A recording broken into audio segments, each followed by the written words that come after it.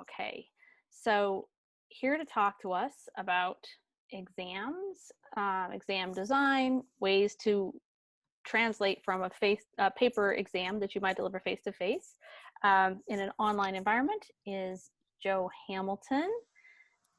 I'm going to do a little introduction of Joe. So Joe earned his BS in accounting from Emporia State University, and get ready, this is a list, his MBA, Master in Arts of Public Administration, and a PhD in Business Administration from Syracuse University. Joe is a CPA certified in the state of Kansas, and recently he retired from 23 years of active military service as a lieutenant colonel. Thank you for your service. Before joining Pacific, Joe was an assistant professor of accounting and finance at the United States Military Academy, West Point, where he served for 6 years, 3 of which as the director of academy advancement. His primary research interests include earnings management, financial restatements, and corporate governance, with his dissertation focusing on the relationship between corporate governance and length of time between financial misstatements, detection, disclosure, and restatement. That's right. Joe's notable awards and decorations include the Legion of Merit Award, Bronze Star Medal, and the 2007 Elijah Watts Sells Award. I can say personally that I have worked with Joe many times, most recently this spring when he and I had a session where he said, I got this paper exam. And I was like, wow. And he's like, I got to do this online. It's like, okay, let's talk about how that's going to go. And, I sort of turned him loose and said, I hope that works all right. And he came back with just an amazing setup and great success. And so I could not begin to summarize this as well as Joe can tell you what he did. And I trust that he's going to have ideas that are going to help all of us think about exams and tests and assessments in the fall. With that, I turn it over to you, Joe. Okay. Well, hi, everybody. Let me thank you very much. I'll try to live up to the introduction, but by no means am I an expert in exams or assessments. But I'm here to provide, my testimony, if you will, of my experience with going from a paper exam to an exam or an assessment in the online environment, specifically using Moodle. Now I'm traveling right now, so I'm doing this on an iPad. I'm trying to make sure that I'm looking at everyone. So, and I also understand I have to call in by phone to have the audio. So I understand that there's a little disconnect between me speaking and it showing up on the screen. So I apologize for that. But please ask any questions anytime. Because I'm on the iPad, I can't see the chat. It doesn't come up, and well, there we go. I'll be tracking the chat. It actually does. But yeah, if you'll take a look at the chat, but please ask questions at any time, as well as making comments. I want to learn from this as much as I want to share what I experience, but I want to learn also other ways to improve. So please do that. Just start out a little bit. I sent out or gave Robbie kind of a laydown of what I was going to talk about. And the way I have this set up is I wanted to share with you, my personal philosophy on examinations and how I operationalize those and what I do to try to create not a strict assessment of knowledge, but another learning tool in the grand scheme of things as part of the learning objectives that I have for each course.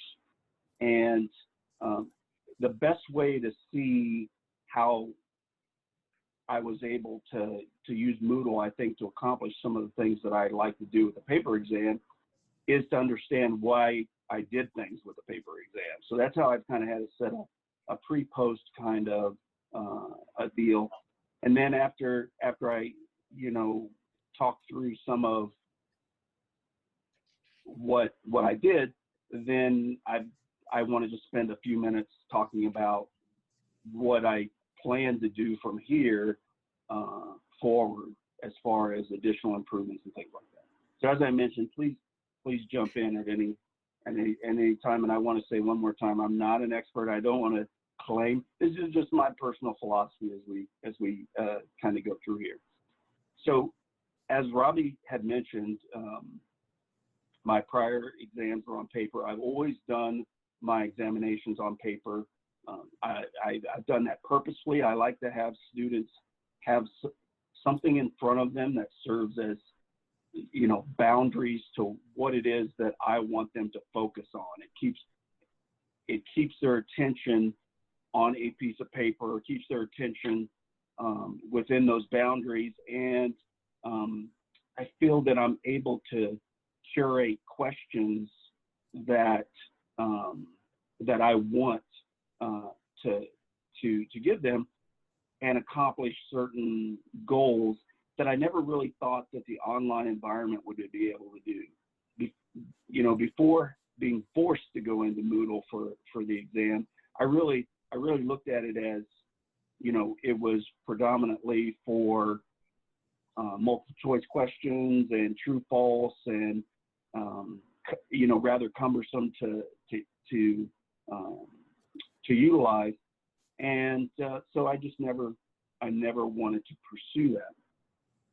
But let me just spend a little time talking about the philosophy with the paper exam and how I then, you know, will move on to how I translate it into the online environment. So I am very transparent with the students when it comes to assignments and when it comes especially to the exam. I don't like students to struggle with any kind of examism or trouble with the instrument or not knowing what they're supposed to be doing. I want to see what they know and if they can apply that and if they can generate new knowledge. I don't want them to get stuck on the fact that you know, the instructions are unclear, or that they spend the first 10 minutes reading the instructions, or that they can't you know, don't understand the particular format for the exam. So what I do is I provide them an advanced cover sheet of the exam about 4 days before the exam that has all the instructions and lays out what it is that we're doing. And I just wanted to show that real quick. Let's just check here. So this is one of my actual exams, but this is a cover sheet that I provided to them about 4 days in advance. And the idea is we come together for a review session about 2 days ahead of time. And this is one of the things we review. I answer questions related to anything they have on here about time or about restrictions or examisms, and expectations for like rounding answers and what I want to see. Take questions on those and try to be very clear, so that when they come in, they know, hey, I've got an 11-page exam. It's not a surprise to them whatsoever. And they know that they're going to have, you know, the ability to use a formula sheet, etc. The other reason I provide this is I want them to kind of have a plan coming into the exam on how they're going to tackle it. In this case, you know, I've got these 5 sections, and we spent some time talking about, you know, hey, if I've got these many points and I've got this much time, you know, 95 minutes, and I've got 300 points, that means I can have what, you know, 3 points per minute or something. I don't know exactly on here. But I have a certain amount of time I can spend on each question. And for instance, if I spend, you know, 3 minutes on a 2-point question, that's problematic, and I don't want to do that. So we talk through how to plan that and how to kind of to come at it. I also spend time talking to them about how they might approach the questions rather than looking at an exam, especially a paper exam, but even more so now in the online exam. How, you know, the order in which it's given to them is not necessarily the order in which they need to jump out and tackle this. They need to think about what their strengths are in relation to the exam. If they have a real problem, say for instance with and when I say short answer questions, I'm actually talking about short essay questions,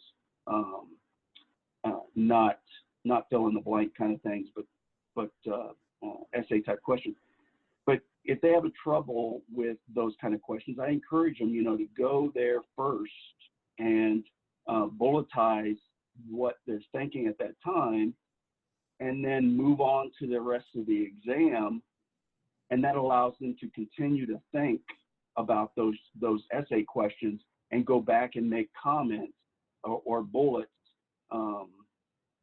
instead of taking it in order. And if they're really good at short answer questions, then you know they can wait to tackle those till later. But we talk about just how to get past the instrument and get to the knowledge and how best to facilitate that from their own individual perspective. So we spend the review doing that, and I'm very clear on my expectations as well. I kind of look at the math piece of it. You know, I teach accounting. So yes, there is some there's quantitative elements to it. The exam I showed you there, you know, is a managerial level course. Management and cost accounting and stuff, you start to lose as you go up the quantitative portion of it, and it's more interpretation, thought, application. So we're not just talking about a quant course here, but I have this consideration that math happens. People make small mistakes, and the math, I'm not really so much concerned with the math, and they know this. You know, I got it. You know, I'm more concerned that they know a methodology and they can apply it, and then they can interpret the results. And I'm very clear to them that that's what I want.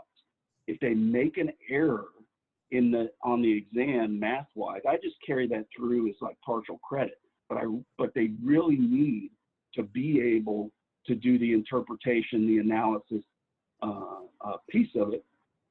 And so I make that very clear to them that's where I'm focusing. Yes, you got to do the math part, but that's kind of a necessary condition. You know, the interpretation, et cetera, is what my expectation is and where I want to see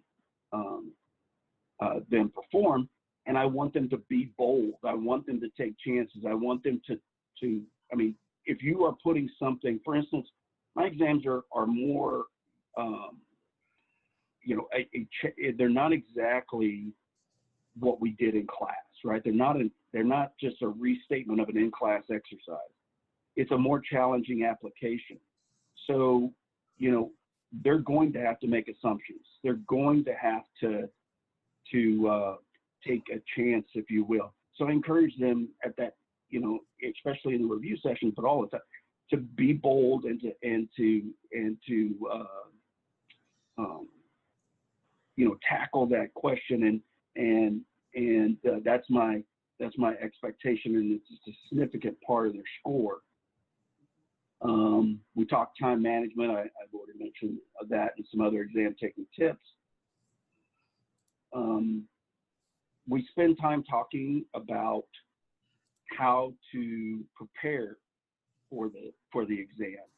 For instance, I do in-class exercises, and I'm not surprised anymore when a student tells me that the way they prepared, you know, was to go back and read chapters, because because it seems kind of odd, that, we're doing in-class exercises and I have specific slides we're talking about, but they choose to go back and just read the chapter in preparation. So I've come to spend time in class then talking about, hey, if I spend time on an in-class exercise, that's important. You should know what's going on, that exercise. You should be comfortable with that exercise. If I have a specific slide or I talk about something specific, I've only got so much time with you. You need to make sure you go back and review that. And so I spend some time just helping them prioritize how they should prepare for the exam. Very, transparent in the sense that I want them to take the next step with the material that we covered. So I'm not worried about somehow lessening the assessment by providing too much information about it. And then we have a topic sheet. I'll show you that. I provide a topic sheet to them primarily because of this bottom piece here. I want to restate what the resources are that we have used in the class. For one, I like everybody to be on the same sheet. I want everybody to remember, oh, I tucked, the base methodology in class exercise. I tucked that away. I need to go find that, So this is to help them go out, find all the material that they need. And for me to be able to say, that, especially when you get the comment that, oh my gosh, this wasn't anything like what we did in class. This was, a harder question, or this was a different scenario, etc.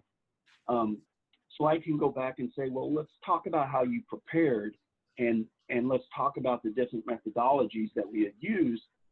Did you review that? Did you look at that? Right? And the answer is often no. I sometimes it's just no. I read the chapter or etc. But I again,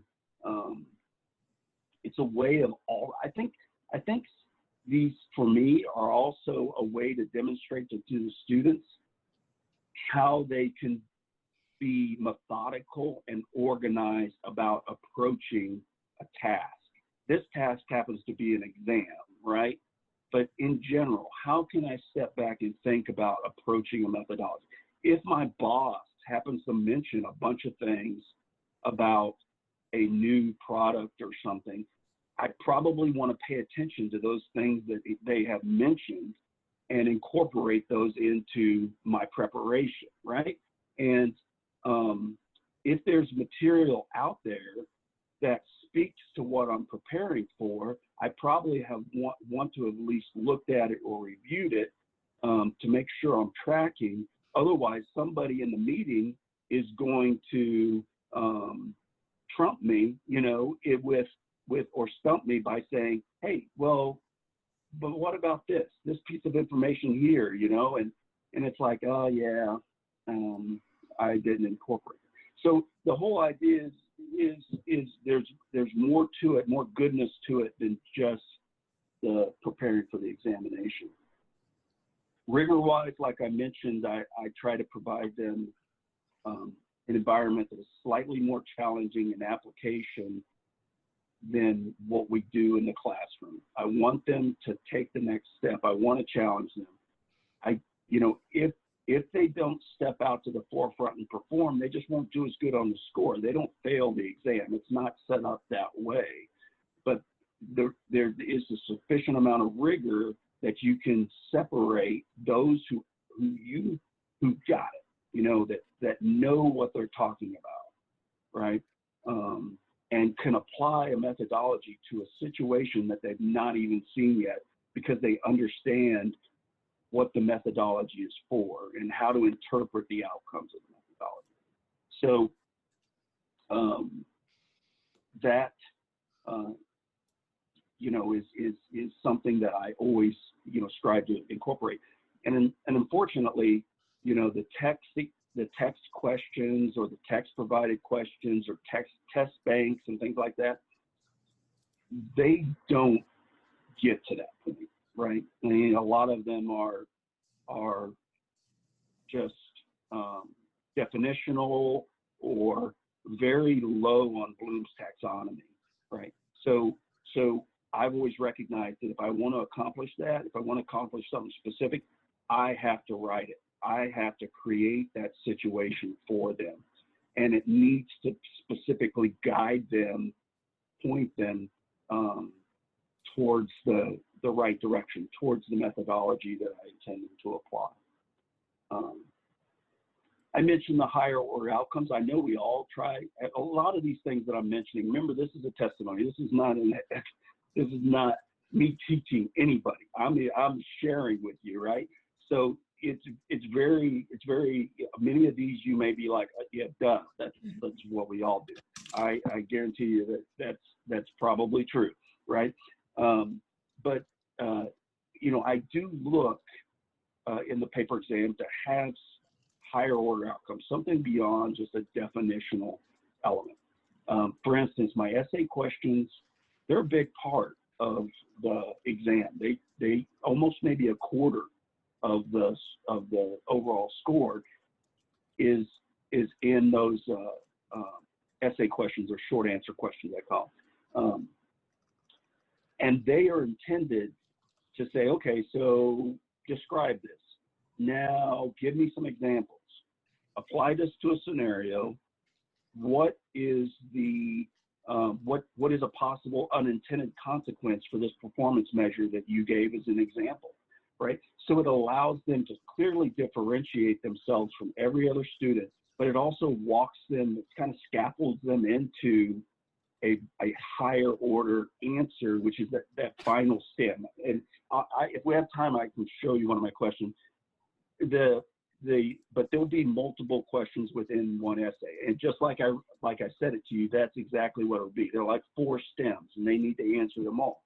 But it kind of walks them through that. And the idea is to get to a higher order outcome. And I use several different kind of questions. As you'll see in Moodle, they've got tons of different questions you've never even thought of asking in terms of format. You know, you're like, I don't even know what that means. But I've always used true, false. I've always used multiple choice. I've always used the short answer or the essay questions. Then I've always used problem solving. Those are just things I like. I like the true, false because it's kind of just an opportunity for them to get into the exam, to unwind a little bit. A lot of times you'll have somebody who just circles all the truths in a hope that they're going to, you know, nail it. But I typically already have that gamed out, and, you know, you were better off if you would have taken some time and just answered the question, right? And the multiple choice are, you know, I do want to understand when I give the exam, I do want to understand that they have the knowledge, because if I don't see that they have, if I just give an exam that just focuses on the higher order elements, if I have someone who's not there yet, then I can't identify where they're at because they weren't able to answer the questions, right? So I still need to give them some knowledge check, you know, some ability to say, okay, this person is at a, you know, C level. They've got the material, but they don't have a strong command of the material. So that's what the true, false, that's what the multiple choices is for, is try to just make sure that you know, I can still identify them. And also, nothing ruins a student more, right, than failing an exam. So especially if they think that they know the material, but if your exam is nothing but upper division taxonomy or higher order, those individuals won't do as well, and then they'll step back and they'll feel that they'll be like, well, I prepared, but this isn't reflective of my preparation. And it can be demotivating, and that's not what we want either. So I, take that into consideration when I prepare the rigor-wise. I don't want to create so much rigor or so much higher order that those students become kind of demoralized. I mentioned that all of my questions, I typically write all my questions unless I'm just stuck on something and I want to grab a true false from the textbook or something like that. But otherwise, all my questions I create, because I also want to, when I'm looking through the exam and creating rigor, I like to make sure that I don't hit on something too much. I don't want to hit on something too many times. So if I have a short answer or an essay question about something, I'm not going to have a multiple choice question also about it, or in a true false or problem. I've got too many things that I would like them to focus on and too many things that I would like to see them perform on. So I need to create the question that shows me they have the adequate command of that knowledge. So what I do is then I write it. I create it specifically to demonstrate to me that they have the command of knowledge and that I'm good with just that multiple choice question. And, taking the time to do that is okay with me. I know that can take some time, but that's okay with me. I mentioned student agency here. On the paper exams, very easy to do, and we'll talk a little bit about it in Moodle, but one of the fun things about the exam is giving the students choice in some areas, and I like to do that specifically in my essay questions and in my I provide bonus questions. First, the essay questions, I'll usually give typically 3 questions and then just tell them they choose 2, and they like that. They can still demonstrate what they end up doing is picking the 2 that they do best at and really showing that they can shine there, and that keeps them interested in the material, that keeps them thinking through the rest of the exam. And it also, they like the ability to say, hey, wow, I was totally not prepared for that question. I'm glad I don't have to answer that one, and so that's positively received, and I like it because I can ask some tough questions, and I know they may not know all of those, but this gives them a chance to bail out and not do poorly on the question that they may not know. It's just something that I find to be pretty useful. Any material that I don't believe is like critical to ask in the main body of the exam, I might create a bonus question and give them an opportunity to answer those and get some points.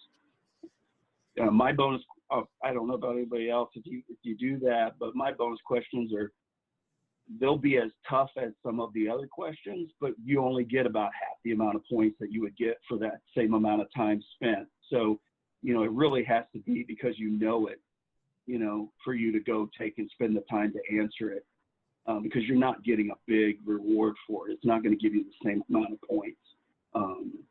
You know what I mean? But that's there for them. As far as integrity with the paper, I mean, that's one of the greatest things.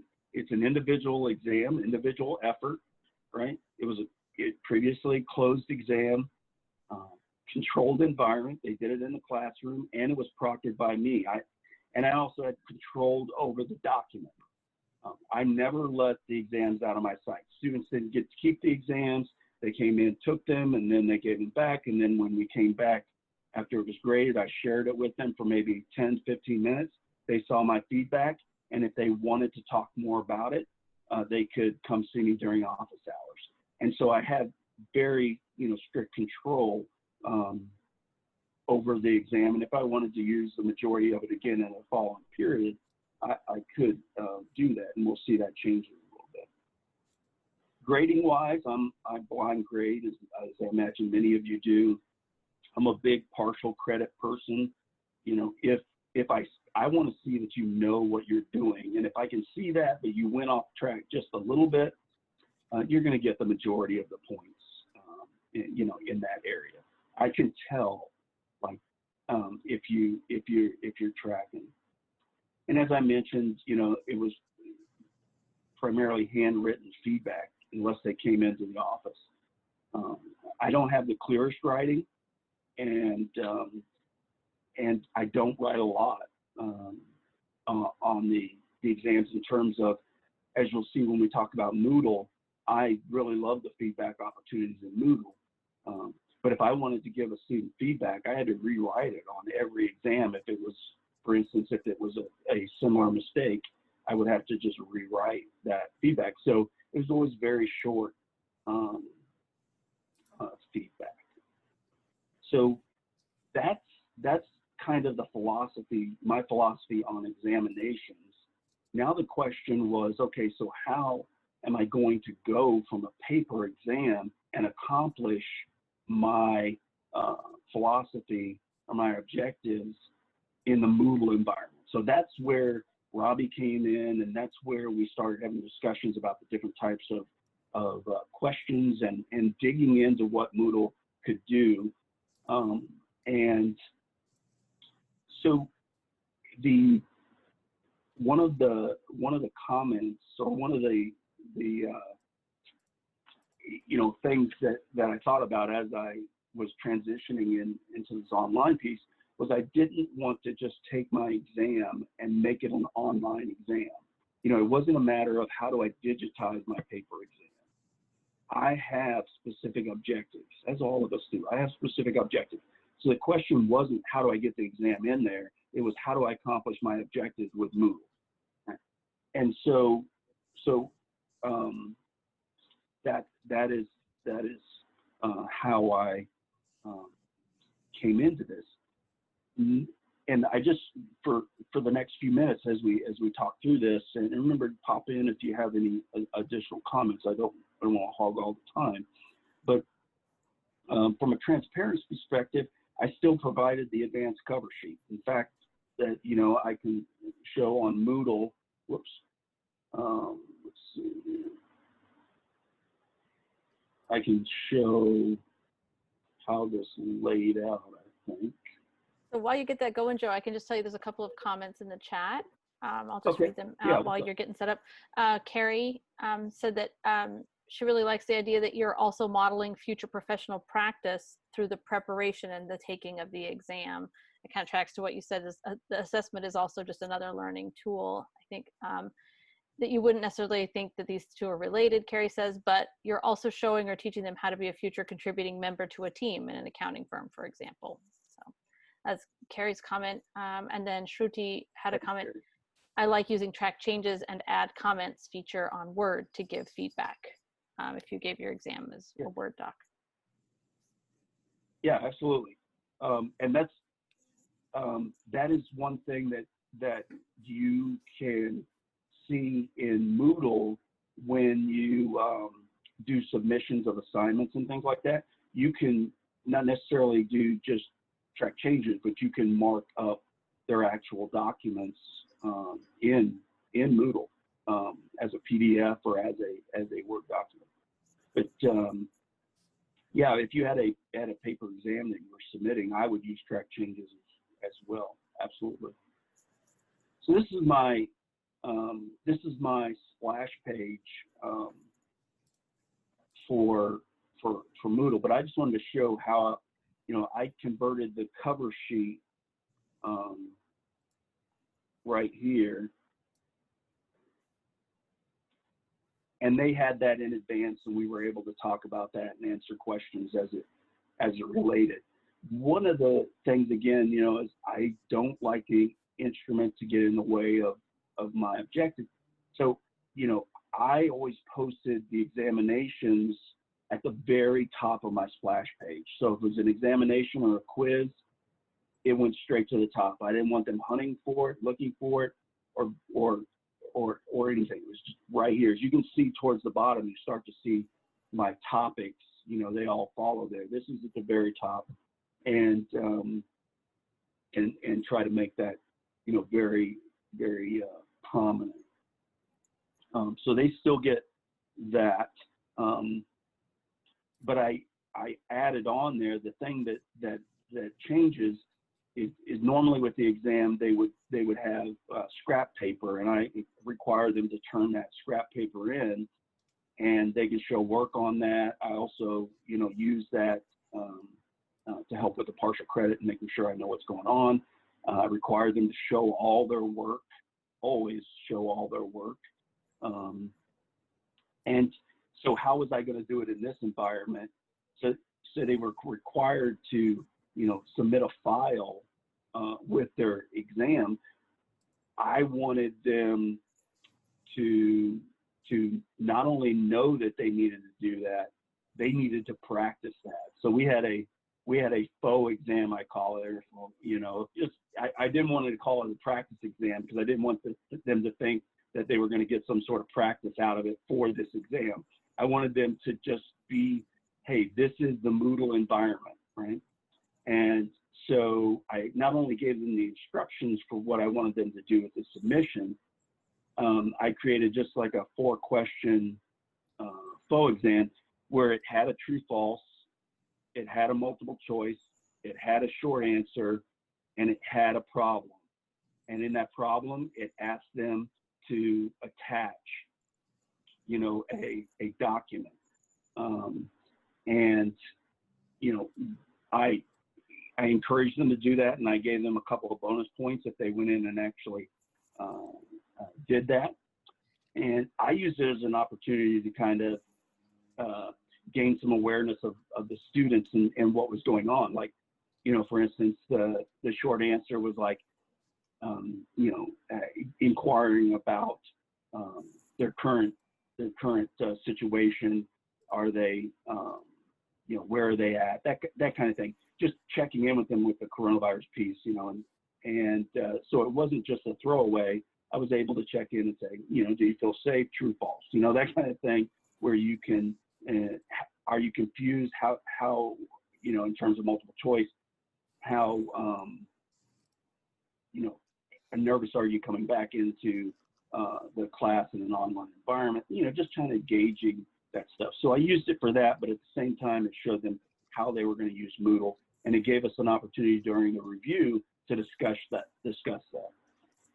And I also, because of that, I never had a problem with the student uploading, you know, anything, getting it scanned or taking a picture of it. And if you set it right in Moodle, and Robbie will show you this tomorrow, but if you set it correctly in Moodle, I mean, it can be any file. You can just tell it whatever. It doesn't matter. It doesn't have to be a specific file. So that is out there. Let's see, in the review session went a little different when I talked about the best practices for preparation, because I wanted to spend time kind of talking about how do you prepare for an open everything exam. And this gets to some of the integrity I'll talk about in a few minutes, but I did not try to control anything that I'm not able to control. You know, I wasn't going to say it's closed book when I can't enforce it to be closed book. I wasn't going to say you can't use Google when I can't enforce them to not use Google. My thoughts on that was the only ones that are going to, you know, that are going to abide by that are, you know, the non-rule breakers, like, you know, and they're going to be punished for it, you know, in the sense that they don't get to open their book when the rest of their peers are going to do it anyway. So, you know, I didn't try to control that aspect. So what we did was we just talked about, okay, so how do you prepare for an open everything type examination?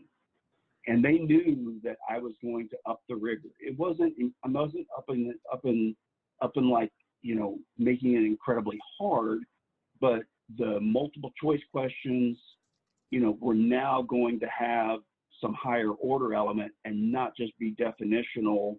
You know, so I shared that with them, and we talked about, okay, then how do we prepare for that?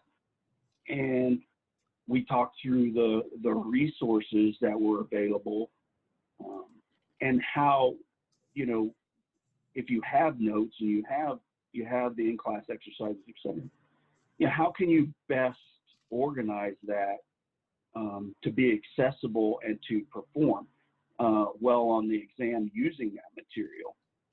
The last thing you should do, right, is I don't want them to wait and then just believe that all they got to do is open the book and open the notes and take the exam. Preempt that by saying, you know, there's going to be some more rigor. You're not going to be able just to look this up. You're going to have to think. But at the same time, you can still utilize your tools that you have if you have them properly organized. So if there's a particular problem that we do that you're struggling with, tab that. Put that at the top of your notes. Have it organized and ready to go. Again, you know, it's a skill, right? In terms of preparation. If you're going to go into a meeting or something, you want to be organized. So why wouldn't you have the thing that you think is most important on the top and tabbed, ready to go? And I also think the fact that I tell them that it's not going to be definitional. You know, you are going to be forced to be able to do this methodology and think and provide a higher order answer. That puts them into study mode, that puts them into prep mode, that puts them into organizing themselves for the exam. So we talk about that during the review session. And again, I think it's okay to be transparent with that. There was no change in my expectations or the topic resource sheet. I did have to add, I felt it necessary. I don't think it's absolutely necessary, but I felt it necessary to add 15 minutes to the time I give them so that they could organize their scrap paper, their working documents, as I call them, or we call them in accounting, but they're working documents that they used for problems and things like that. To organize them, to take pictures of them, and to upload them. I gave them 15 minutes to do that. It was more than enough time. In fact, most of them hammered on the test for that remaining 15 minutes, and then you know in that last minute uploaded their files. But I didn't want that to get in the way of them performing. I didn't want them to stress as they're going through the exam. Oh gosh, I've got to upload this. I need to make sure I save time. And you know, if I got 5 pages, it means now I need to take 5 pictures. Or if I scan them in my printer, I got to make sure that I leave enough time in case my printer doesn't respond or something. So giving them that 15 minutes is again a way to help them not be stressed about the instrument. We also discuss the pitfalls of depending too heavily, and I kind of mentioned that already, the pitfalls of depending too heavily on your notes, etc. It's just not going to work. You know, if you think all you're going to do is just have to refer to your notes, it's not going to work exactly like that. And so we spend time talking. Because of the situation with Moodle, in using Moodle, I have it set up. Let me show you a few things.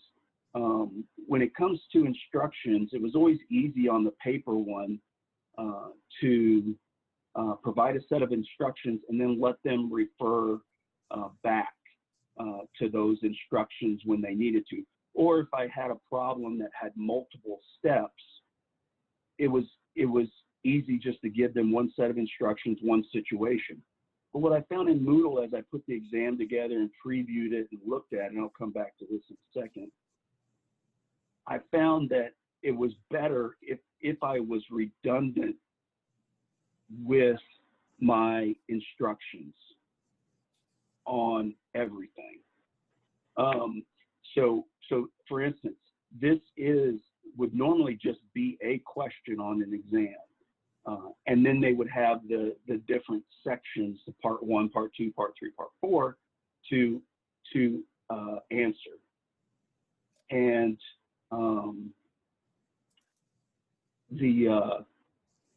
on a normal test, it would just be all there and they would refer back to the instructions. Here, I didn't want them flipping back and forth. So when they went to part 2, they saw all the instructions and the situation again. It was there for them to look at. And when they got to part 4 in this case happens to be the majority of the higher order stuff that I was talking about, the interpretation of their different analysis they do for each one of these projects, that recommendation part. That's where the higher order piece is. But the instructions are always there for them to do that. Another, let me go back. Another element here. Let me clear this. I again like the paper exam because it provided boundaries. I still wanted to have kind of that boundary feel for the students. So instead of having a situation where they answer a question, hit the button, and it takes them to a totally different page, I put all the true false on one page, very similar to what they would see on the exam. So they would scroll down and be able to scroll back up, and it's not switching from page to page or previous or next like you would normally do if there was a question all by itself. Or some of you have some online resources like we use Connect in business school quite a bit, McGraw-Hill's Connect, where you answer a question in homework and it just takes you to the next page.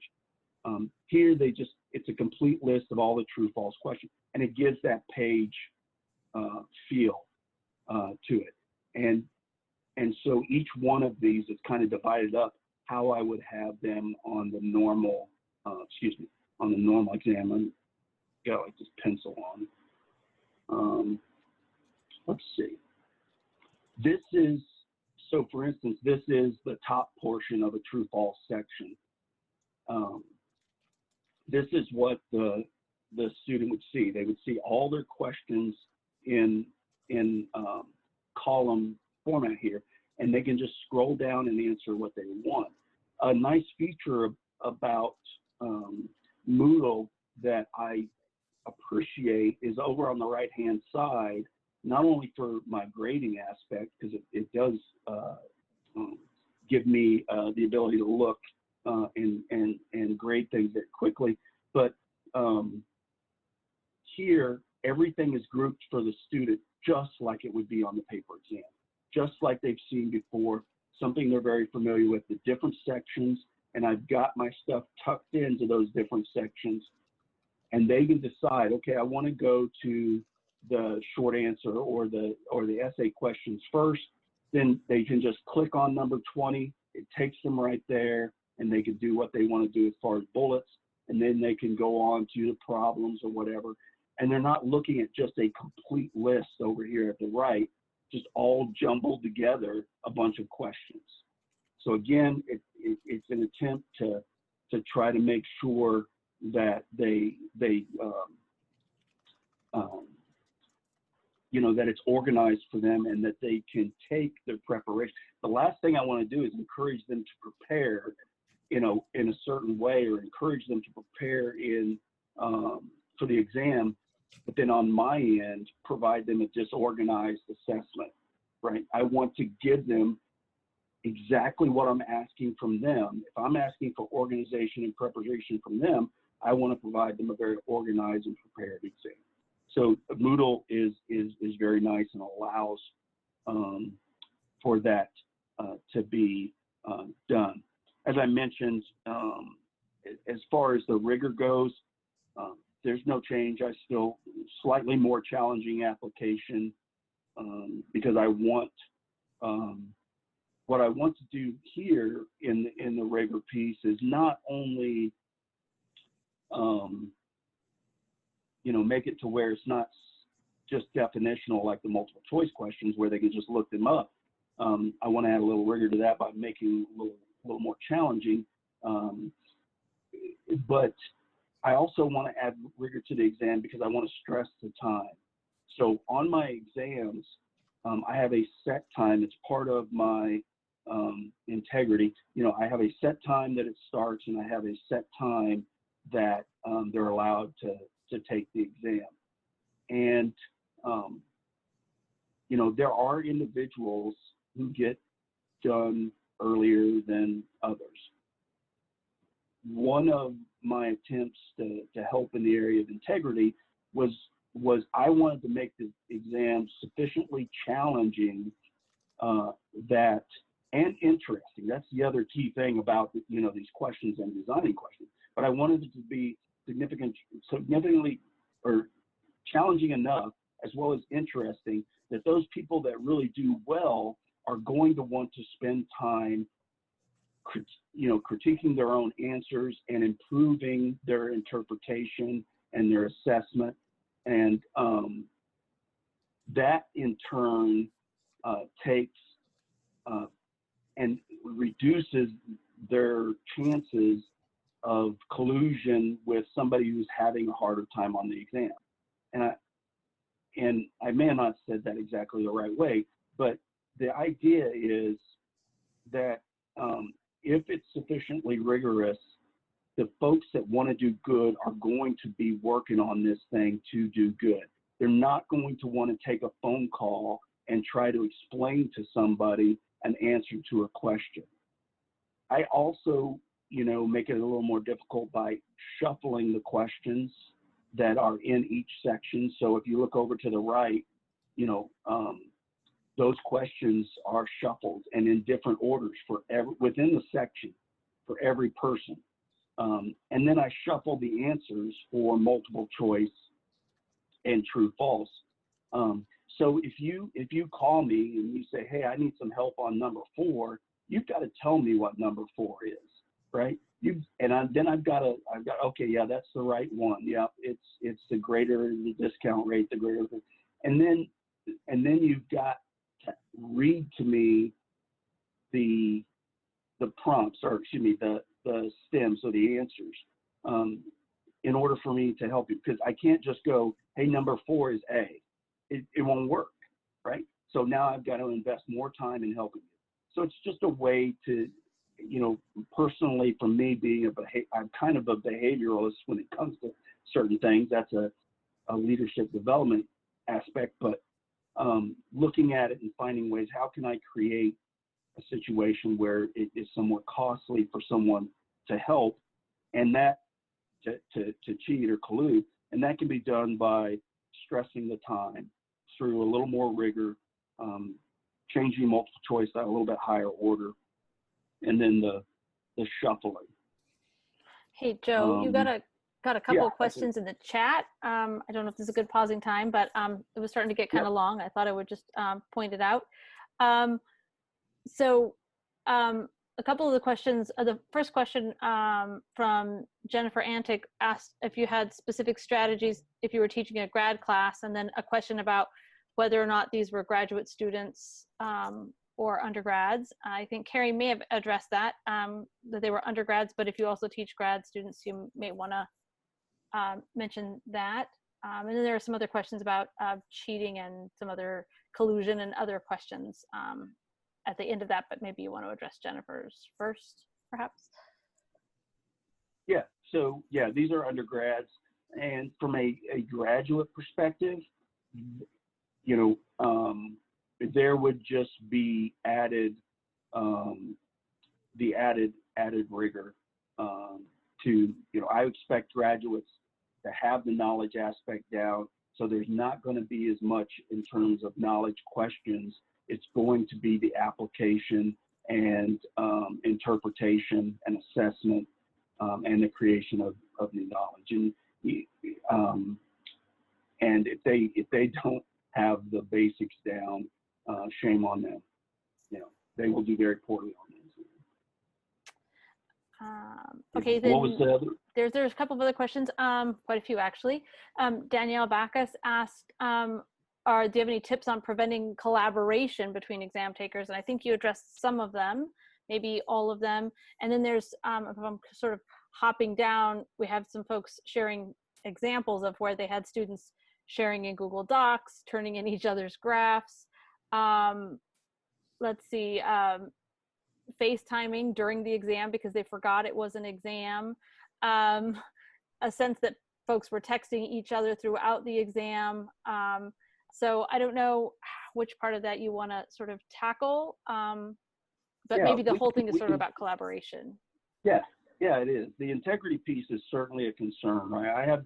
I have the same exact concerns, but there is a point in which I had to, I have to step back and say, okay, I need to control the stuff that I can, and not try to control the stuff that I can't, right? And there are always going to be those that that do find a way. They will always find a way. I mean, even if schools that do locked browsers or things like that, they're always going to find a way. I was sharing yesterday with Robbie, my daughter goes to the University of Florida, and when they take an exam, they are on camera. She has to show all four corners of her room to the proctor, and then she sits down and then she takes her exam and somebody's watching or checking in. I'm not going to do that, right? One, my daughter gets very stressed out about that. And it's kind of, we have discussions after the exam. I love to hear her experiences because it helps inform me and my approach. But all I hear about, as I told Robbie, was how hard or how constantly stressed out she was about the video dropping off, the Wi-Fi going bad, and what if they can't see me, or what if I have to scratch my leg, or what if I do this, what if I do that, and am I going to get slammed for violating the honor code? So if we do try to have that kind of controlled environment, where I think in the end all you end up doing is really punishing and stressing those who toe the line, who have the integrity to do what they're supposed to do. You make it tougher for them, and they stress more, and they get disincentivized and they're unmotivated. They get discouraged. It's like, why should I study if I know these folks are just going to cheat? They're going to do well. That's not what I do. But you know what? I'm just not going to study for it because it's not going to matter. I'm not going to get the grade I want to get because I don't cheat. And those are the individuals that, in my mind, and again, this is just me speaking, right? In my mind, as those are the individuals that really are there to learn and want to take this knowledge and move on with it and take it from the class and go into a profession. So if somebody cheats, most of my exam is set up to provide, like I mentioned, the online exam is set up for higher order questions. It's unlikely that you will have the same answer or same thought stream in 4 questions that are back to back as anyone in the class. You may have some thought, that is similar, but it's not going to follow the same stream. It's not going to develop into the same exact creation of knowledge. And so you can usually tell if there's somebody who really did cheat. And if they did and they got by with it, shame on them, and they're going to be the ones who can't perform that task or don't know how to apply it. I mean, I don't know what else I can do in this environment other than just try to take measures to control what I can. In this case, create real costs for collaboration. If you're going to collaborate, it's going to take time from you, you know, and if you want to perform really well, you're going to focus on your exam. You're not going to take the time to meddle with somebody else's. And if the questions are all shuffled, and even on the problems, the approach, the methodology, there's no way they could submit the same handwritten work that that someone else did without me knowing. They can certainly write it out themselves, but you know, if you're going to take the time to do that and walk somebody through it, then you know, I can't really get it there. Let me see if I had something else on integrity.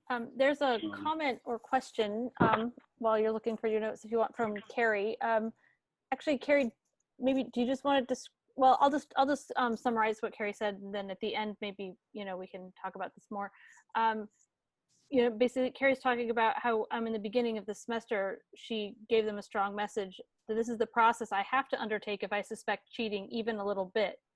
So this is like, she says, has to do this, including what I can see on Moodle, what I have to look at, times when they start and stop, patterns of answers, and that I have to report it to the director.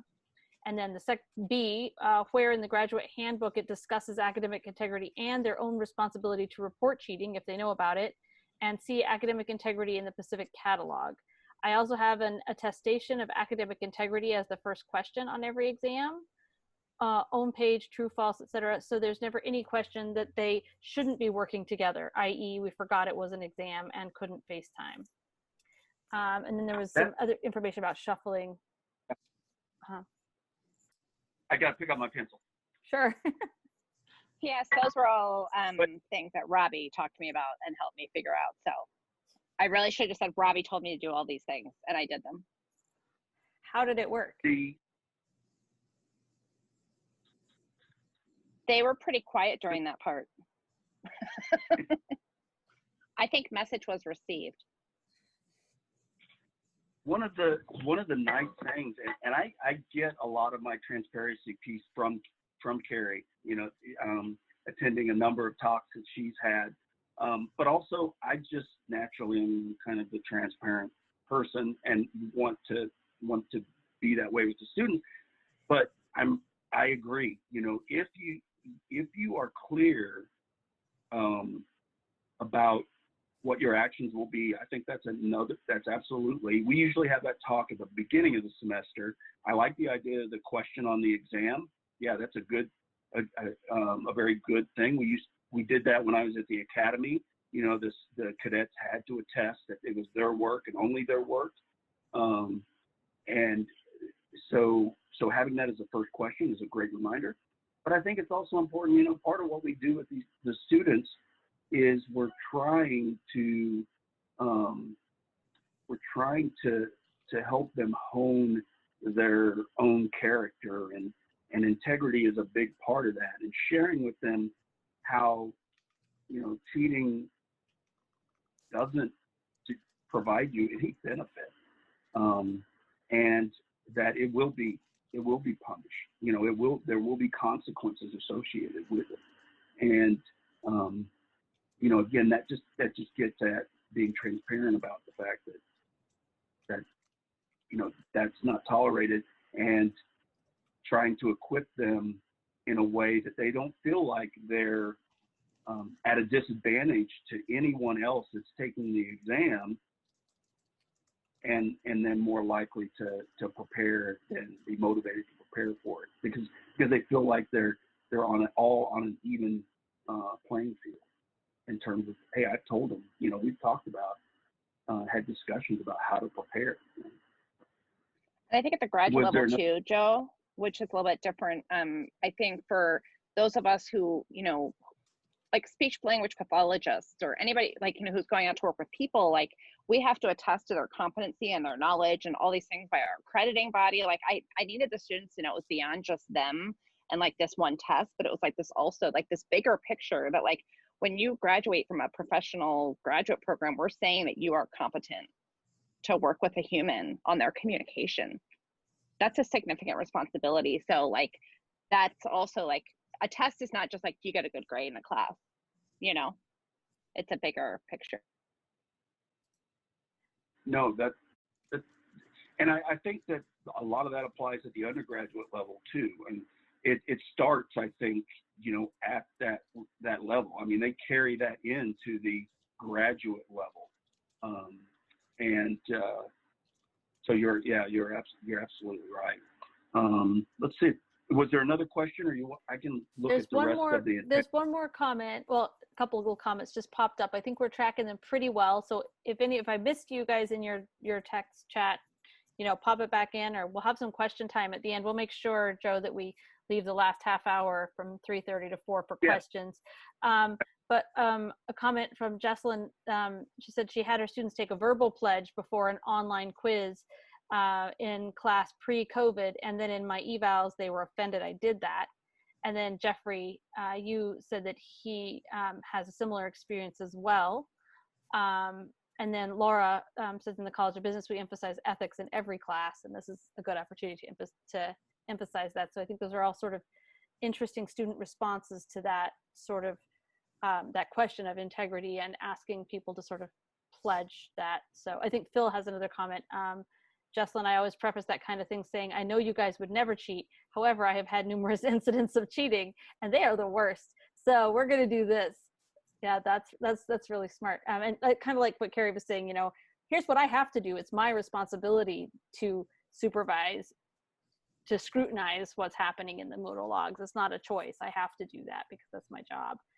Maybe that's helpful, but I don't know if you have any ideas about students not responding well to this idea of asking them to sort of pledge to their integrity. Yeah, I could see that would happen. From my perspective, I dig Carrie's approach with the question at the beginning because it's kind of an attestation. But with anything, I think it just takes some explanation. If they did come back offended, I would not do it. I would maybe look at it and see if there's some other things you can do to tee it up. Talking about the profession, talking about the code of ethics or professional code, whatever area you're working in, and the fact that integrity is a big part of that.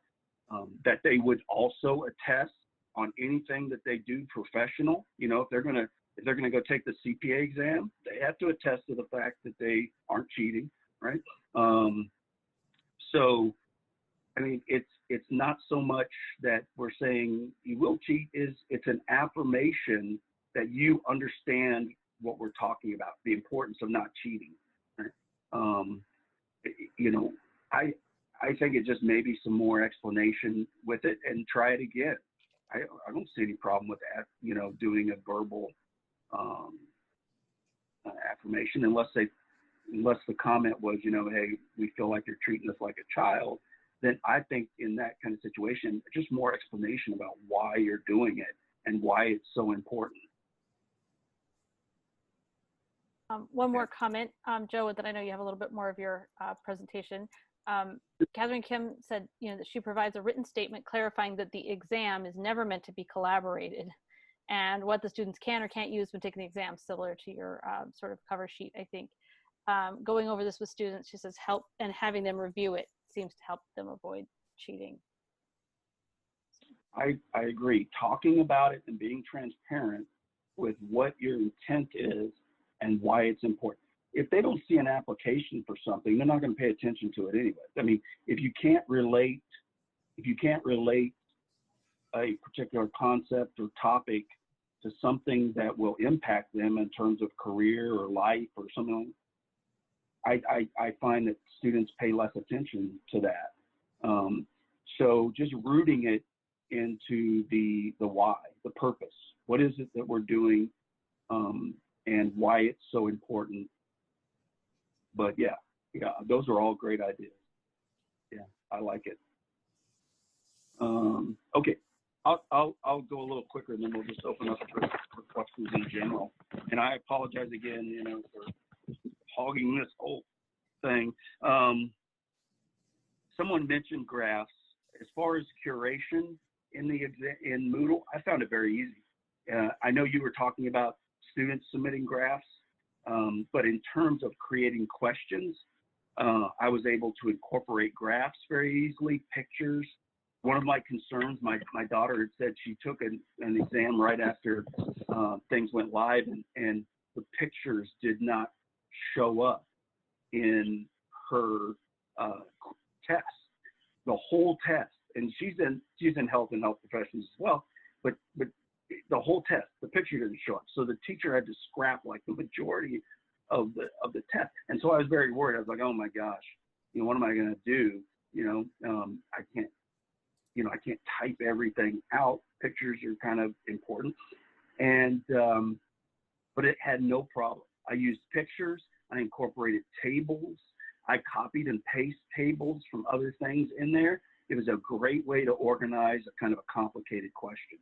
So, and you can always do in your FOE exam, if you choose to do something like that, I encourage you, include within your questions pictures of a sunny day or pictures of this or that, just so you can see. If your students see it, it means you did it correctly, and one of your questions could be, I see a picture here, or something like, and that gives you some immediate feedback, and lets you know, okay, I feel a little more comfortable, and I've got that. Tables, pasting. The other nice thing that I found out about Moodle, which I really never thought about, I do, like I said, make my own questions, but I don't repeat my questions every period. I usually swap out some or refine some, but I would always have to go back and dig up an old test to do that. But on Moodle, you can create your own instructor curated database, and it holds on to all your questions from every exam. And you can organize it very easily with the naming feature. And so it allows me to be able to say, hey, I want to go back and grab this true false question, and I want to change it without having to look back in 7 different files to pull this stuff together. And it's only for me. I'm the only one who can see it, and it's not shared with anybody. I suppose you could share it if that's what you wanted to do. But I really like that feature because, as I mentioned, I do go back and hunt for those. So that instructor-related databases or instructor-created database is really cool. For student agency, something I just wanted to share, in Moodle, every question counts. In an assignment, the quizzes, etc. Every question you put on there, if you assign points to it, it counts towards the overall point. For instance, the 300-point exam that I showed you there, there was student agency for one of the questions, the short answer questions, and then there was like 12 points or something for bonus. It counts it all. So instead of being a test worth 300 points, Moodle says it's worth 336 points, right? And that can wreak a little havoc in your grade book. And it also can wreak a little havoc with your students when they're looking and saying, this is supposed to be a 300-point test, and it's 336. So that was something that I did have to explain to the students, so there was no confusion there. And then I just had to do a small, very easy weight conversion in my grade book that translated those points that they got overall for the exam out of 300 points. So it was properly weighted. They saw that, they could access their exam, it was all good. But the student agency piece does cause that there's no way to not count those towards the overall score. And I think Robbie will talk about that more tomorrow in how to weight that. And so that was kind of something that stumbled over a little bit, but was fine in the end. Let me see if there's any other integrity pieces. As I mentioned, I have a time limit.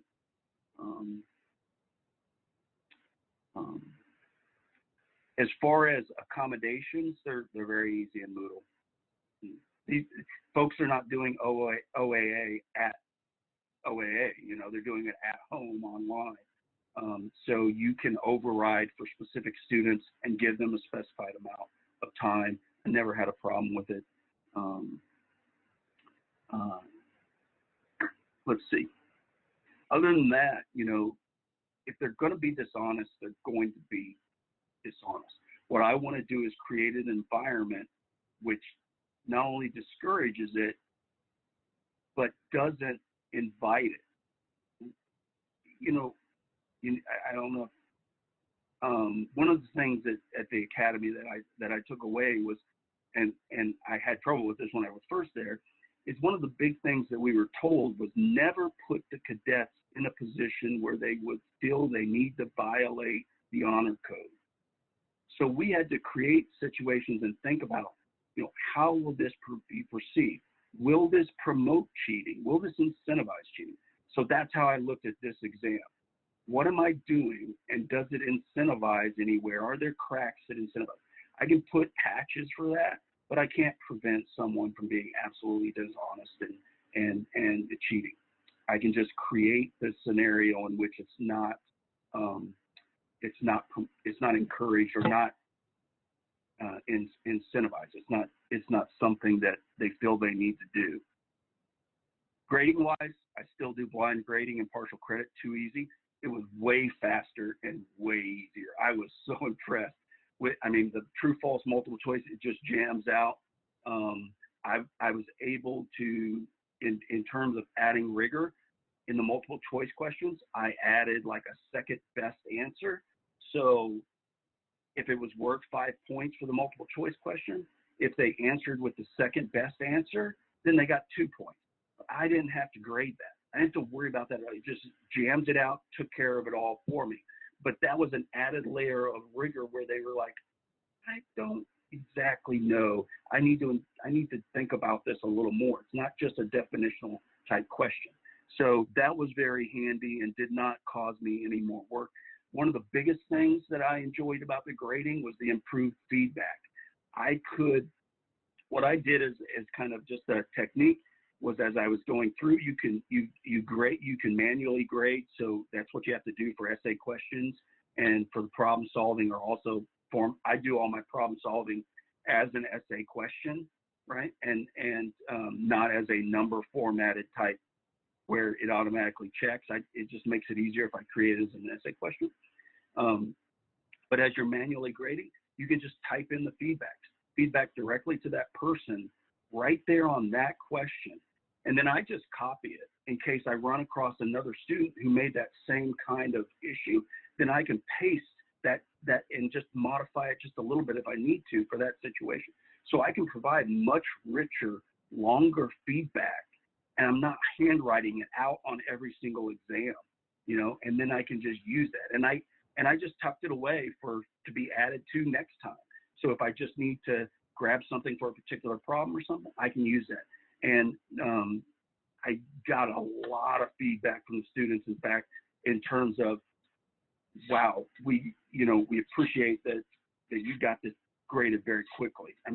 The turnaround, they appreciate it. It was much faster with the online process.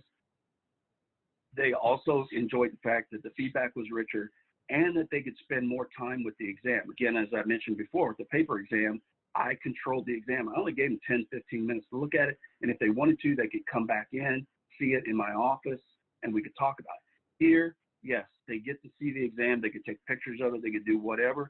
But I plan to compensate for that by having that instructor curated database, and just it's more easy for me to create just a different exam for next semester, and I'm not worried at all that they're going to have questions from this exam. It makes it easier for that.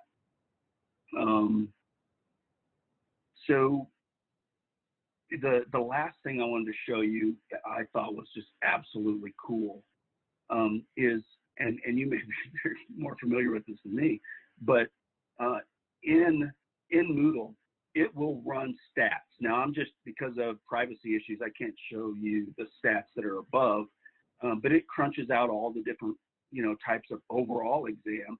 But then it gets down into the questions, and this highlighting of pink, it actually gives me an idea of which questions don't differentiate knowledge or application, or which ones are weak in differentiating between the students.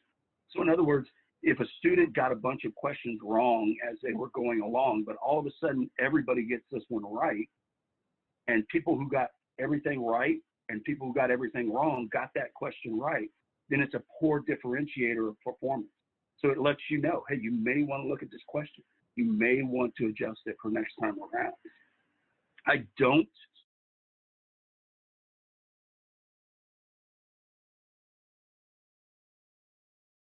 We just lost you, Joe. We just lost your audio. I don't, and then we lost your audio, or at least I lost your audio. Yep.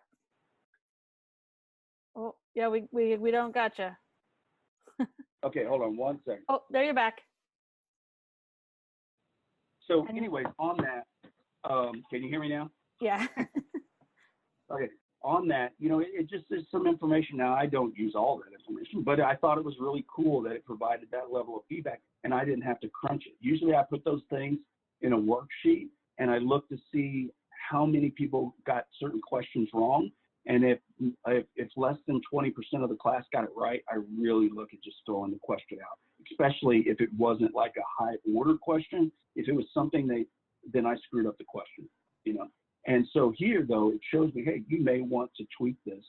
So I thought that was great. And the other statistics are there for, you know, most of it just blows my mind. Going forward, just to finish out, you know, I'm not going back to a paper exam.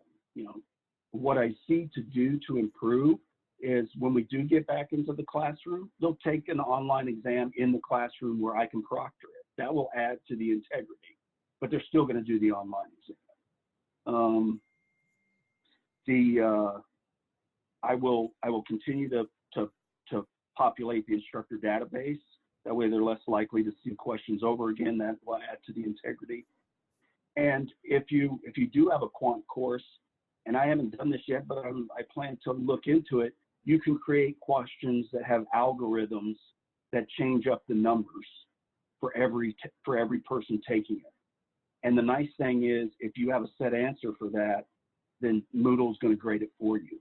Right? But it gives them a slight shift in the question enough that it increases the difficulty in cheating. So I am looking at that.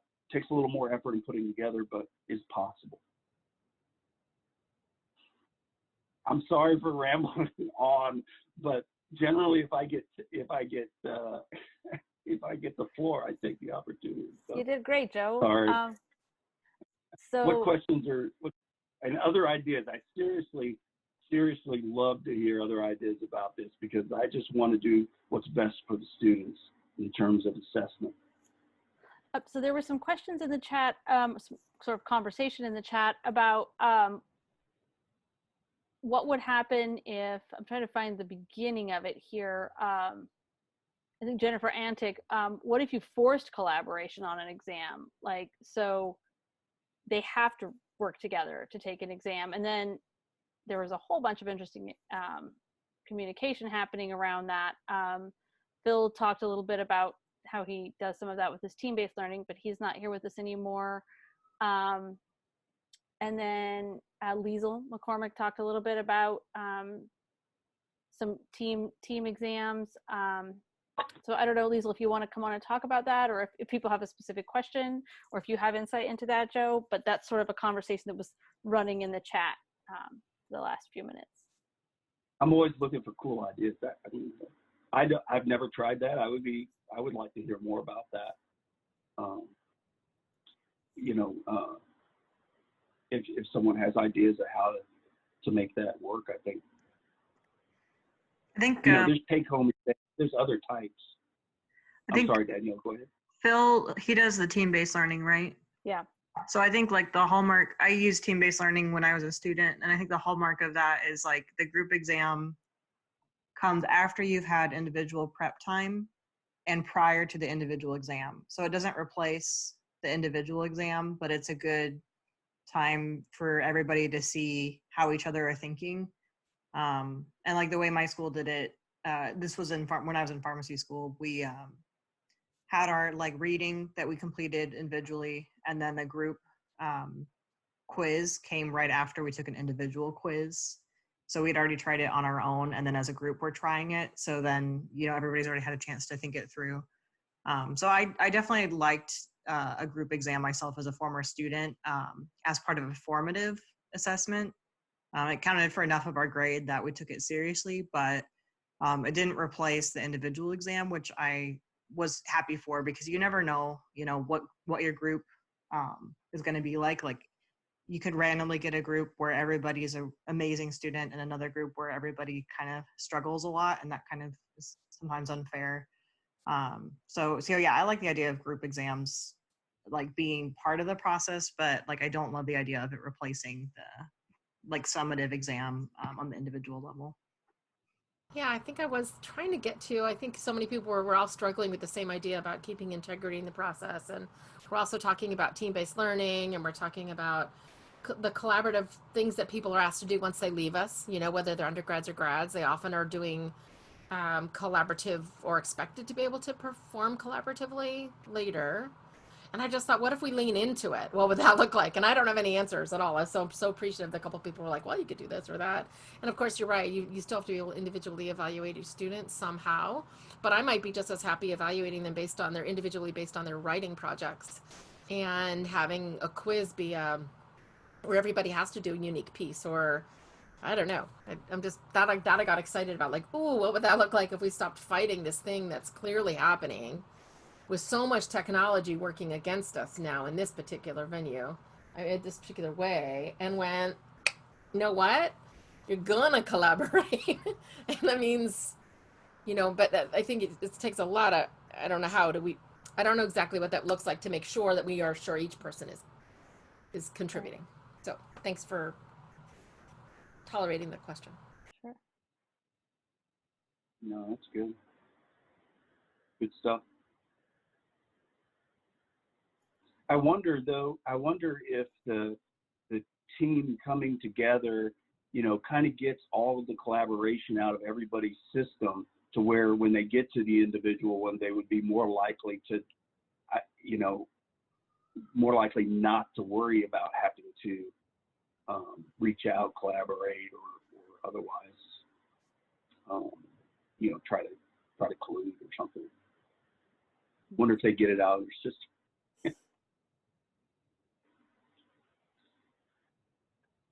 What else was in there, Robbie? I think it's mostly that. Besides, and I think Timmy responded to your idea that you would still have students take quizzes online, but you would do that in class while you're proctoring. And he seconded that motion, essentially. So I don't know if we have any other questions in the chat. If I missed you in the chat, please speak up. There was a lot of stuff happening in the chat. I'm scrolling through now, but I think we got to this. One thing I think I would like to hear. Go ahead. Oh, I'm sorry. I was just curious if other people, I mean, integrity seems to be the big, or, you know, the white elephant in the room, excuse me. It could be white. You know, what other people think about that? I mean, what is it that you're doing, or what is it that you're concerned about that maybe I'm missing? Maybe I'm clueless to something that folks are doing. What are the concerns beyond just standard cheating? Liesl. I have a particular concern, and I don't know if this will be the same going forward, but at least this spring, I got the impression that we were supposed to give our students like every single possible flexibility. So I teach introductory biology, and we have 3 different faculty teaching 3 different sections. And we had a same or similar final exam that was spread out across 3 different days of finals. And that's where we saw most of our cheating. Because we were leaving the exam open long enough so that students could take it around their work schedules. And so I don't really have a good answer, but this is something that I've been thinking a lot about and struggling with how do we, especially in an online environment, give our students the accessibility of being able to take an exam or an assessment, but also to sort of, like you said, you can't control or restrict collaboration, but to try to avoid that as well. So I don't really have an answer, but that's a challenge that we're facing. Well, I was gonna say I have in my class last semester, it was a total of 62 between sections. So I also had that, same kind of concern that I was giving a final on the 7th, and then I turned around and gave a final on the 11th, and they both, I'm not going to go in there and create a whole new exam for the folks that are on the 11th. So, that was certainly a concern. In an intro to biology course, I can understand how, because a lot of that is definitional, right? And intro knowledge. So it's kind of hard to differentiate or to identify students that do, collaborate in that situation. I will say that I didn't really give people any leeway in terms, unless they specifically contacted me and said, this is what's going on. No, I had specifically said, this is the time for the exam. This is when it opens, this is when it closes. This is how long you have, and that's it. And if you're in a different time zone, I'm sorry, but this, it was just part of the control piece. And I think out of the 62, I think, there were 3, other than OAA, there were 3 people who came back and said, this is a problem. I need to do this. And you look at that individual student and you're kind of like, this is a good kid. I'm not concerned about it. Or, you know what? I can do that, but just remember, this is an individual exam. But yeah, I think that's much better. The exceptions, in my mind, the exceptions to the rule is much better than just making it for everyone. Let them come back and say. Restricting the time can be helpful. Like, sorry, I didn't mean to cut you off, Joe, but if maybe giving fewer questions, so it is something you can say, you have 20 minutes. And at least one piece of research that I read about testing and exams and online exams and integrity suggested that a good way to gauge how long you should give students for an exam, like how long should they have? I mean, accommodations outside of that. An A student, a student who's has been performing at the A level, should be able to finish with just a little time to spare. A B student could maybe finish, or all but mostly finish, and C students probably won't be able to finish all the questions. And that's a way to gauge. I don't know how I feel about that. I don't necessarily advocate it, but that's what the research, that was the specific number finally in the research somewhere that suggested this is kind of how you can tell how long you should give them, in the absence of, this is how long the class period is, so this is how long you have for the online exam, which might be artificial or arbitrary because it's not the same environment now. So that's a thing to think about. So if you really restrict the time they have to actually take that, like once you click on it and open it, you have to complete it in 20 minutes or something. You might even be able to have different like exam windows, right? Sign up for exam at this slot or this slot. You might even be able to do that with all of your sections, perhaps. So you have to take one of these exams and you have to sign up for it, and then you can restrict that exam in Moodle by the people who had signed up for it. Or most everybody takes it now, but if you need an alternate time slot, this is the alternate time slot. That still gives them some option. It does mean that people will see the exam before the others, but as Joe has sort of advocated, if they know what's on the exam, being able to talk to someone after they took the exam is just going to be like, yep, it's what she said was on the exam. That's what was on the exam. It shouldn't be a surprise what's on the exam. They should know that, so they don't get any benefit for talking to someone who's already taken it, because it's already what they knew. Those are some strategies. You could also modify, right? Yeah. You could also modify modify the exam for the second wave, you know, that's a possibility. You know, on the whole grading time-wise that Robbie mentioned, I found, you know, that to be somewhat true. You see students not really getting finished with the exam. And I think I agree with that. I mean, I wasn't aware that that's what research said, but I mean, I kind of agree with it.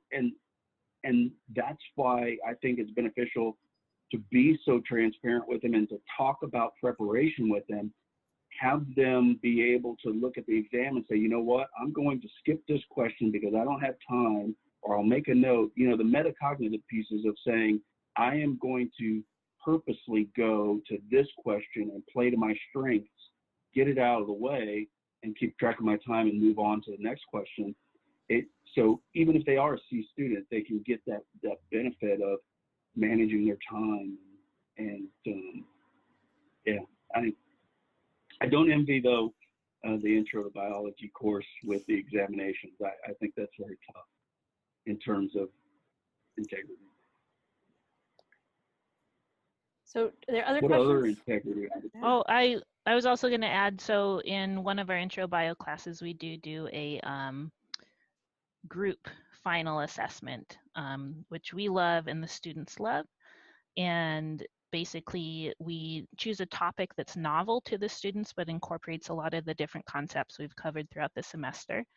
And the students prepare background material on that. They come to the final, they take an individual quiz on the content. Then they take it as a group quiz. We use those scratch-offs, if you've ever used those for throughout the semester for a lot of group quizzes, and the students love those. And then we give them data figures to analyze, and they work through that as a group. And some of my colleagues were able to do this a little bit via Zoom, and actually had, you know, during the final exam period, some Zoom windows so students could come and collaborate via Zoom and be have themselves as faculty accessible for questions. And I think that worked out okay. You know, it's not as good as the way we typically do this, but in terms of a collaborative final, we're pretty pleased with how this works. And we've been doing this for 5 years now, and we find that it does not significantly change students' final scores in the class. Basically, there's enough of an individual component that no matter, and we let them choose their groups.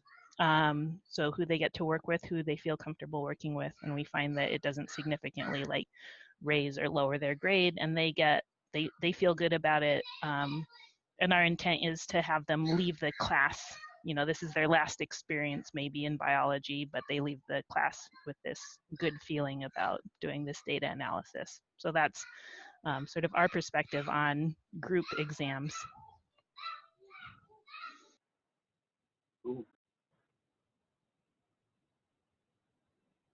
Any thoughts on, you know, others who've used Moodle for the exam that there's advantages to it over how they previously did the exams that they can share? And I'd like to hear those if there's other things. I really like using Moodle for exams. Once I got a handle on how I could grade in a way I felt was fair, especially for short answer and longer essays. And I was mentioning I grade them one at a time for the whole class. So I really get a sense of how well it could be answered by this group, as well as the range. And that helps me help inform my grading. And I appreciate the fact that I can make different amounts of time for people that need accommodations with the same exam without me sitting necessarily in the room for an extra 3 hours or whatever. Our classes are almost all 3 hours once a week, and so a person needs time and a half. It's my day, and we don't have anybody else to really proctor unless they can arrange proctoring through which we now have, at least student support services are now in Hillsborough, which is nice, but they weren't for a long time. So anyway, so that's helpful. I like that I can have a mix of questions.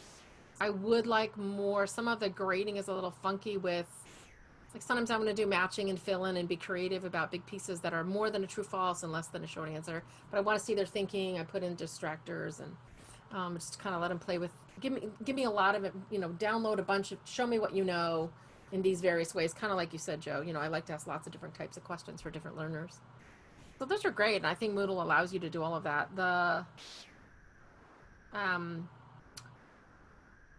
It's a little fussy on the other side if I've got people taking various versions of a test. So that can be, I don't have download it all and move it into Excel and play with it, that kind of thing. And often I have grading that doesn't quite work. Like I want to add, someone gives me an extra special bonus answer. I can't really add extra points. It's a little funny. I think I used to be able to. And be like, +1 to you on that one. That was awesome. That went above and beyond. And I can't always do that. So anyway, thanks. Jennifer, that's a great point, because that is absolutely true. But I did the way I address that is in my feedback, because I do that. If they have a short answer or something that is just awesome, I love to just put, hey, this is tremendous or great job, +1 or something, And so I still did it in the feedback, told them that. And, there's just a comment that says that it shows up in Moodle in a separate area. And they know where like those little extra points show up. And I can just add it right in there. And it has that little feedback block inside of the grade book where you can just put, this is the +1 from your exam, great job, And so that may happen, 4 or 5%, really low number. But I did run into that, and that was kind of a little frustrating. But just communicating it to them to where they knew it was at, and of course, they appreciate the acknowledgement of them going a little above and beyond what they were expected from a question, and then they push harder on the next test as well. That's great. Any other Moodle tips in terms of the exam? I'm all ears.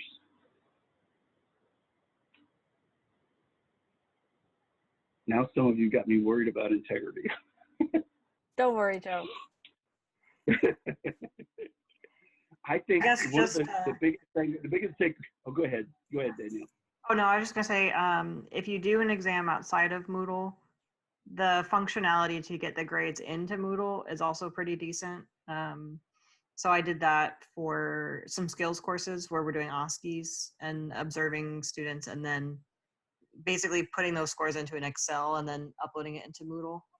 So that was the first time I had done that. That was this last year, but it wasn't as bad as I thought it was going to be. So that was another nice thing about Moodle, like utilizing the gradebook in Moodle, that it doesn't have to always be the Moodle exam to get the score to go into the Moodle gradebook. Yeah, the grading feature is pretty awesome. Gradebook's pretty awesome. Were there any comments in chat that I missed? Did any of you here put an important comment in and didn't get to hear it discussed? Or an unimportant comment. That's true.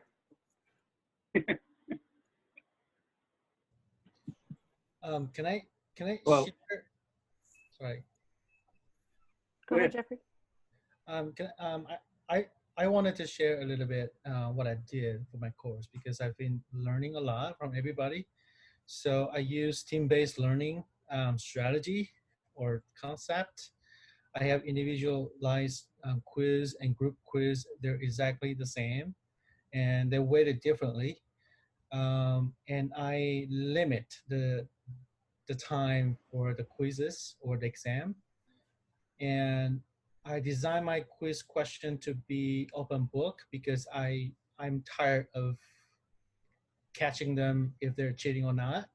So I just offer them that this is open book test.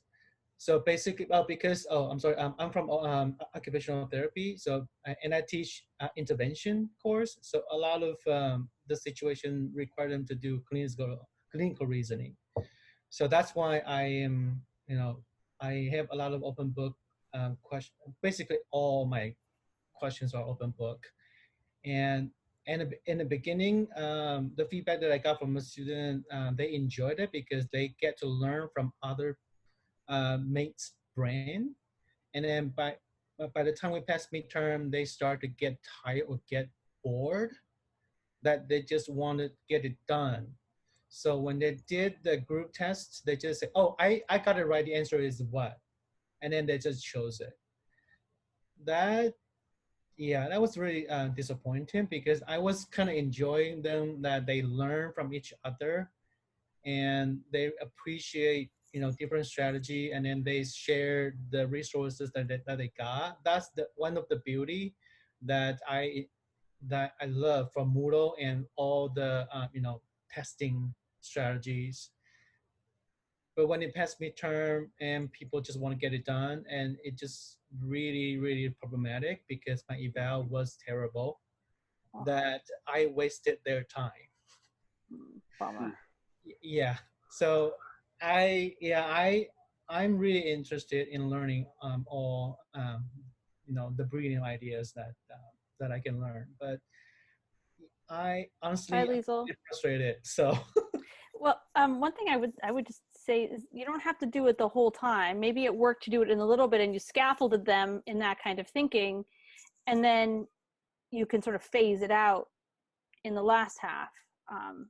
I don't know if that would mess up your points or your strategy, but it seems like sometimes students kind of get what they need out of a certain technique, and then they can move on. So.